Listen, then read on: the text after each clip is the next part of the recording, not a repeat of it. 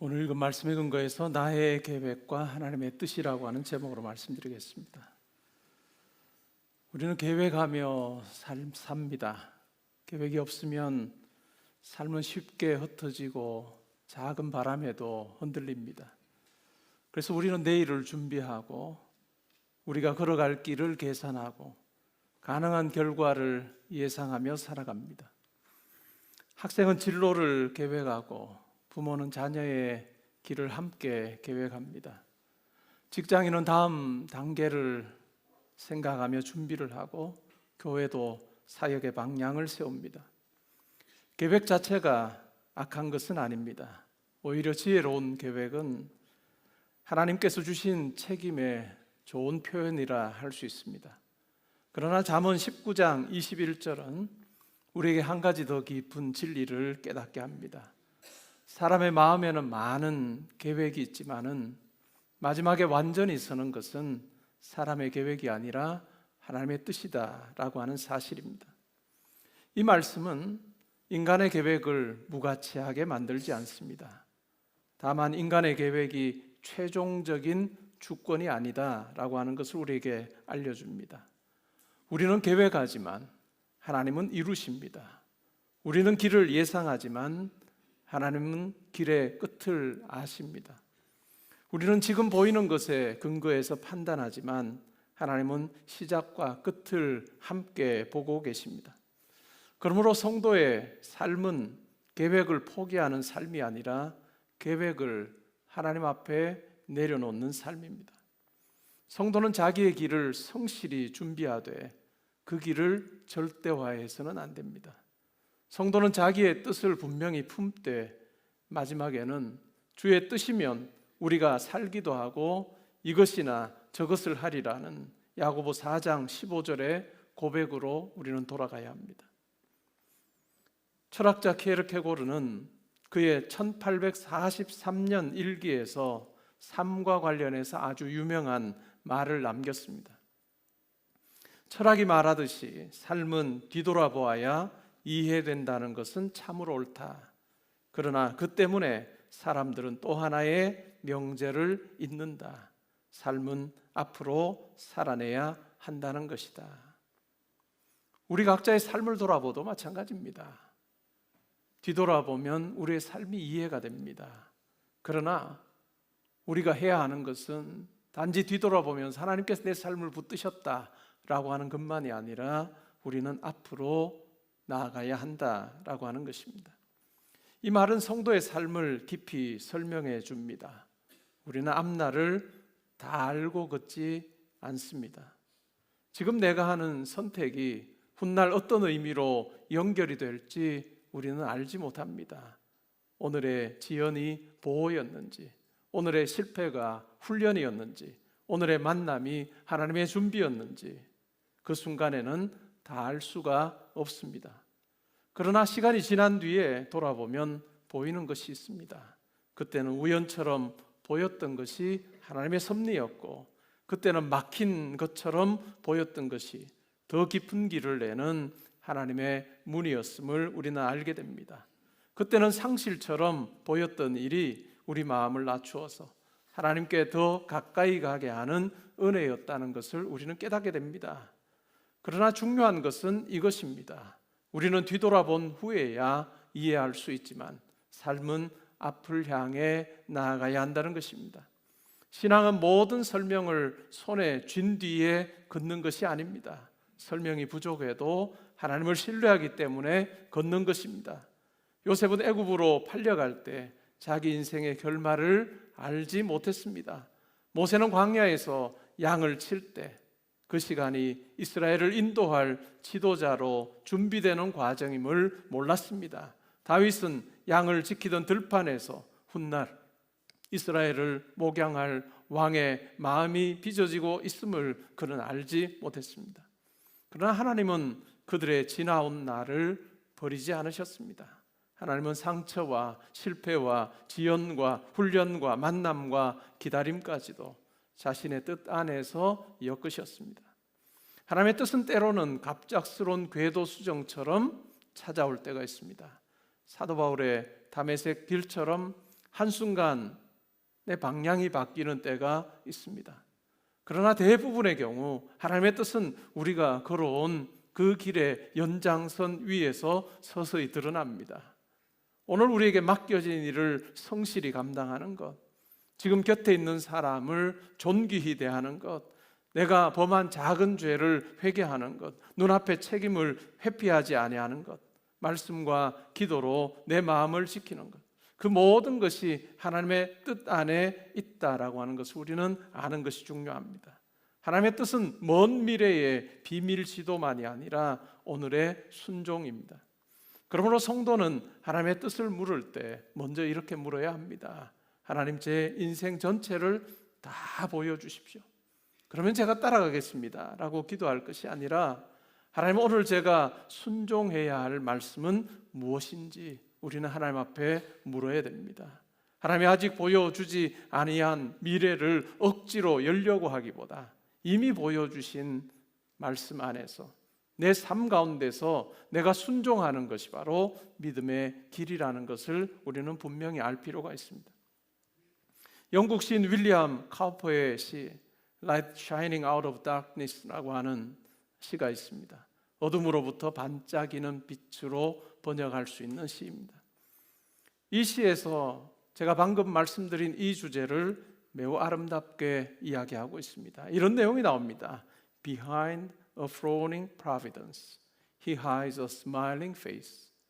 우리말로 옮기면 찡그린 얼굴처럼 보이는 섭리 뒤에 하나님은 미소 짓는 얼굴을 감추고 계신다라고 하는 것입니다. 찡그린 얼굴처럼 보이는 섭리 뒤에 하나님은 미소 짓는 얼굴을 감추고 계신다. 이 문장은 잠언 19장 21절을 묵상할 때 매우 중요합니다. 하나님의 뜻은 반드시 섭니다. 그러나 그 뜻이 서는 과정이 언제나 우리 눈에 부드럽고 아름답게 보이는 것은 아닙니다. 때로 하나님의 섭리는 찡그린 얼굴처럼 보입니다. 길이 막히고 계획이 무너지고 기다림이 길어지고 내가 원했던 방향이 닫힐 때 우리는 하나님이 나를 외면하신다고 느낄 수 있습니다. 하지만 카우퍼는 그때 성도가 눈앞의 감각만으로 하나님을 판단하지 말라고 말하고 있습니다. 시에서 그는 연약한 감각으로 하나님을 판단하지 말고 그의 은혜를 신뢰하는 방향으로 나아가라고 노래하고 있습니다. 물론 이 말은 고난을 가볍게 여기라라고 하는 말이 아닙니다. 성도에게 눈물이 있는데 다 좋은 일이야 라고 성급하게 말하는 것은 위로가 아닐 수 있습니다. 성경도 고난에 대해서 낭만화하지 않습니다. 예수님도 나사로의 무덤 앞에서 우셨습니다. 그러나 신앙은 고난이 선하다고 말하는 것이 아니라 고난보다 크신 하나님이 선하시다고 고백하는 것입니다. 성도는 모든 일이 그 순간 좋아 보이기 때문에 믿는 것이 아닙니다. 하나님께서 모든 것을 합력하여 선을 이루실 수 있는 분이시기 때문에 믿습니다. 로마서 8장 28절은 하나님을 사랑하는 자, 곧 그의 뜻대로 부르심을 입은 자들에게는 모든 것이 합력하여 선을 이룬다라고 말씀합니다. 우리 인생 가운데 일어나는 여러 가지 씨줄과 날줄처럼 보이는 그와 같은 것을 엮어서 하나님께서 우리의 인생을 통해 이루시기를 원하시는 귀한 아름다운 그림을 그려가고 있다라고 하는 것을 우리 또한 고백할 수 있어야 할 것입니다. 카우퍼의 시가 우리에게 주는 위로는 이것입니다. 지금 내게 보이는 섭리의 얼굴이 전부가 아니라는 사실입니다. 구름이 하나님의 마지막 얼굴은 아닙니다. 닫힌 문이 하나님의 마지막 대답도 아닙니다. 쓴 봉우리가 마지막 열매가 아니다라고 하는 것입니다. 성도는 하나님의 계획을 다 알기에 견디는 사람이 아닙니다. 하나님의 성품을 알기 때문에 견디는 사람입니다. 그리고 하나님의 성품은 그리스도의 십자가에서 가장 분명하게 드러났습니다. 로마서 8장 32절은 이렇게 말합니다. 자기 아들을 아끼지 아니하시고 우리 모든 사람을 위하여 내어주시니가 어찌 그 아들과 함께 모든 것을 우리에게 주시지 아니하시겠느냐라고 말합니다. 하나님의 손길이 낯설게 느껴질 때도 하나님의 마음은 십자가에서 이미 분명히 드러났습니다. 톨스토이의 단편 Master and Man이라고 하는, 우리말로 하면 주인과 하인으로 번역하는 그 같은 작품이 있습니다. 그 작품의 내용 또한 이 주제와 잘 어울립니다. 주인공 바실리라고 하는 사람이 있습니다. 그는 장사 수완이 아주 좋은 상인입니다. 그는 큰 이익을 얻기 위해서 숲을 사러 길을 떠납니다. 날씨가 몹시 나빴고 눈보라가 몰아쳤지만 그는 거래를 놓치고 싶지 않았습니다. 그래서 하인 니키타를 데리고 썰매를 타고 떠납니다. 주인은 손해보지 않기 위해서 또한 서둘러서 이 거래를 성사시키려고 했고, 심지어는 교회 돈까지 자기가 보관했던 돈에 더하여서 가지고 떠났습니다. 길을 가던 중에 갈림길이 나옵니다.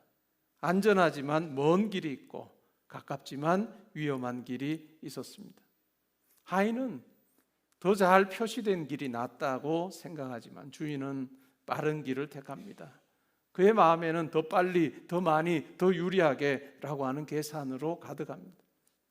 그러나 눈보라 속에서 그들은 길을 잃어버리고 맙니다. 거래를 위해서 떠난 길이 생존의 문제가 되어버렸습니다. 숲을 사려던 사람이 이제는 자기 생명도 장담할 수 없는 그 같은 형편에 놓이게 되었습니다. 이 이야기는 탐욕과 생존과 인간관계, 그리고 위기 속에서 드러나는 희생과 연민의 문제를 잘 다루고 있습니다. 가장 중요한 장면이 마지막에 나옵니다. 하인이 얼어 죽어가고 있을 때 주인 바실리는 자신의 두꺼운 외투를 펼치고 나키타 위에 자기 몸을 덮어 그를 살리려고 합니다. 주인은 하인을 자기 외투로 뿐만 아니라 자기 자신의 따뜻한 몸 전체로 덮었습니다. 그는 처음으로 자기의 이익이 아니라 다른 사람의 생명을 위해서 행동하게 된 것입니다. 그리고 그 순간 바실리는 이상하게도 전에는 알지 못했던 기쁨을 경험하게 됩니다. 결국 주인 바실리는 죽고 하인 니키타는 살아납니다. 마지막 부분에서 바실리는 자기가 집착했던 돈과 가게와 집과 거래를 떠올리지만 왜 그런 것들에 그토록 매달렸는지 이해하기 어려워합니다. 그는 이제 진짜 중요한 것이 무엇인지를 알게 되었습니다. 주인 바실리는 숲을 사러 나갔지만 하나님 앞에서 보면 그의 영혼이 다루어지는 길 위에 그는 있었습니다. 그는 이익을 계획했지만 눈보라 속에서 사랑을 배우게 되었습니다. 그는 더 많은 것을 소유하려고 했지만 마지막 순간에는 자기 몸을 내어주는 사람이 되었습니다.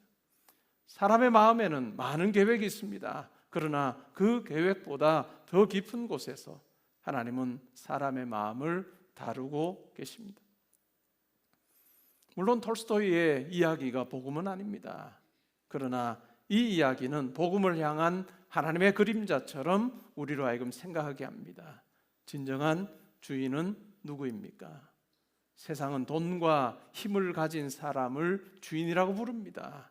그래서 많은 사람들이 그것을 얻고자 얼마나 노력하는지 모릅니다. 그러나 성경은 참 주인이신 예수 그리스도께서 종의 형체를 가지셨다라고 이야기합니다.